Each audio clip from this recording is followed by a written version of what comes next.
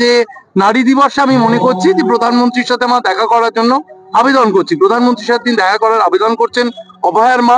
অন্যদিকে তিনি বলছেন যে যে রাজ্যে নারী দিবস এত ঘটা করে পালন হয়, আমার মেয়ের এই ঘটনার পর রাজ্য সরকারের নারী দিবস করা, এই রাজ্যে নারী দিবস নিয়ে কথা বলা হবে। দেখুন, যে ঘটনাকে নিয়ে এত বড় আন্দোলন চাঞ্চল্য এবং সেই নির্ভয়ার মা যিনি সবচেয়ে বেশি এই ঘটনায় ক্ষতিগ্রস্ত হয়েছেন, তার পরিবার, তার প্রতি আমাদের সমবেদনা আছে। কিন্তু পশ্চিমবাংলায় সরকারের অধীনে তার মেয়ে চাকরি করত। এখানকার হসপিটাল পশ্চিমবঙ্গ সরকারের হাতে, এখানকার পুলিশ প্রশাসন সরকারের অধীনে, দায়িত্ব সুরক্ষার থেকে আরম্ভ করে আইনি সবকিছু এখানকার সরকারের মুখ্যমন্ত্রী, একজন মহিলা। উনি কেন তার সঙ্গে দেখা করে তার কাছ থেকে চাইছেন না জাস্টিস? তার কাছ থেকে কোনো আশা নেই? প্রধানমন্ত্রী আসবেন কি জাস্টিস দিতে? এটা কি হওয়া উচিত আমাদের সংবিধানের ব্যবস্থা এর মধ্যে?